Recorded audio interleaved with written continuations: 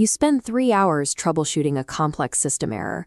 You finally crack it, but when your colleague asks how you solved it, you struggle to explain the fix naturally. You default to stiff, clinical phrasing, and suddenly your accomplishment sounds awkward and small. You might say something like, "This satisfies the minimum corrective requirements." That is textbook English. It is technically accurate, but it sounds robotic and immediately drains the energy out of your professional presence. We need to cross the bridge from rigid technical accuracy to natural communication.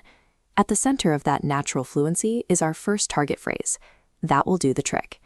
Using these natural expressions leads to 3 specific outcomes. You build rapport by creating a friendly connection. You show confidence by demonstrating control over the situation. And you signal that you are a resourceful collaborator rather than just a technician. The right idiom acts as a signal of authority.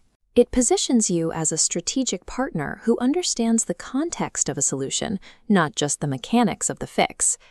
Let's look at the first tool in the kit. In the left panel, we define "that will do the trick." You use this to confirm an ingenious method neutralized a problem. This expresses the satisfaction of finding a smart workaround others missed. To see why it carries this meaning, look at the historical flowchart. Doing the trick originally referred to mischief, like pulling off a prank. During the industrial era, it evolved into a specialized technique.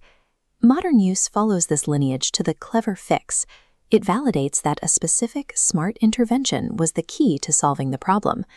Using "that will do the trick" suggests that the solution required creative problem-solving and specialized knowledge. But not every issue requires a clever hack. Many tasks require straightforward, dependable effort, and you need a phrase that reflects that reliability. This brings us to our second phrase. Looking at the clipboard and hammer on the left, we see "that did the job." You use this to confirm that a functional, reliable, and adequate solution was executed successfully. Checking the speech bubble in the bottom corner, the vibe is purely practical. It acknowledges that while the fix might not be glamorous, it works perfectly. The blueprint on the right details the core pragmatic shifts. By using this phrase, you move away from the nuance of cleverness and emphasize functional labor, validating that the fundamental requirement was met. When you use this phrase, you identify yourself as a results-oriented professional who prioritize functional, reliable outcomes. True workplace fluency requires choosing the right phrase for the specific type of work performed. This comparison matrix maps out how to select the correct expression. Check the primary focus in the top row. Are you confirming tactical cleverness or functional adequacy? Next, the middle row shows the image you project. "That will do the trick" highlights creative problem solving. "That did the job" highlights pragmatic reliability and outcomes. Finally, the bottom row divides the use cases. Use the first for software workarounds and specialized interventions. Use the second for mechanical repairs, robust fixes, and straightforward tasks. Matching the idiom to the specific labor shows you understand the context of your work and the nature of the solution you've provided. Let's see this in practice. In the conflict panel, a replacement screw is too long, leaving the handle wobbling. The worker uses a small rubber washer as a spacer. In the resolution panel, he tests it and confirms. Rock solid, it did the job.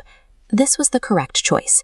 It was a physical, functional repair where the focus was entirely on a reliable working outcome. Use this cheat sheet to guide your choices. If you apply a clever hack or a specialized workaround, say, "that will do the trick." If you complete the hard work to meet a functional requirement, say, "that did the job." Incorporating these phrases allows you to finalize workplace situations with authority, moving past textbook language to speak with natural professional fluency.